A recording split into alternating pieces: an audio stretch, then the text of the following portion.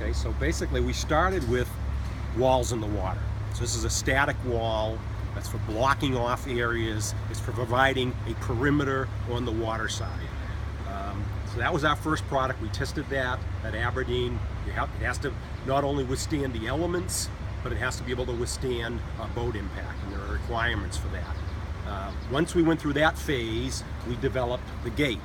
Now the gate, different structure, different application. So the wall is static, it's stationary, the gate opens and closes. So think of a castle. You have walls and you have doors. They're very different and they do different things. That's the wall, that's the door. But the interesting thing about the gate is it's an accordion. So it compresses on itself and it opens and closes like an accordion. The diamonds open and close. So it's a moving gate, but it has no moving parts. And the way we've achieved that, we didn't like moving parts in the water because that creates all kinds of issues about maintenance and operation and risk. We've done it with proprietary rubber hinges. So all the corners of the diamonds are rubber hinges. So it opens and closes without pins or hinges or anything like that. It's done with rubber. And it's a cable system, so it's automatic. It can operate in a fully automated mode where you just press a button, it opens, the asset leaves, you press a button, and it closes. And there's no other system like that in the world. On the far left is what we call Orion, and that's the expeditionary barrier. You want to explain that a little bit, because that's been kind of Brendan's baby. So that one of the things, and this actually came out of the fact that when we do, how we develop, we go 10%, of 50%, and then the full scale model. But what we said is when we crash tested the 50%, we looked at it and said, you know, that could also be a product, because there is a need to pre-position it.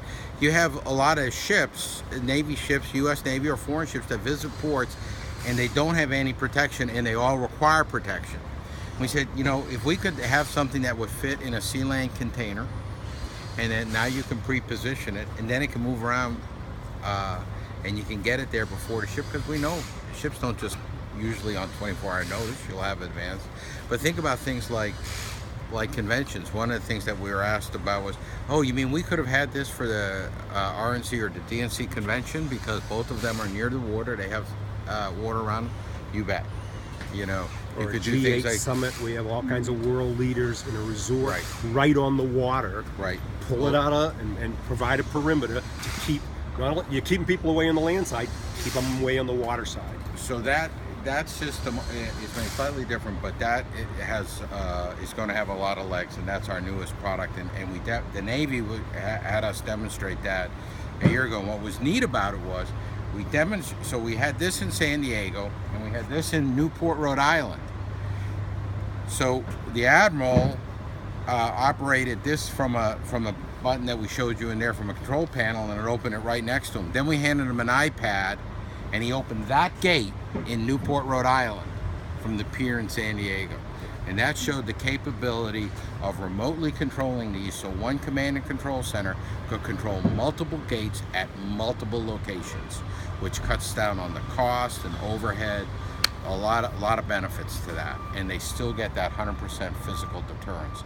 If you don't have a gate and you use boats, the Navy did a study years ago, and the reason they wanted barriers is the highest that you can get for protection is 80% protection.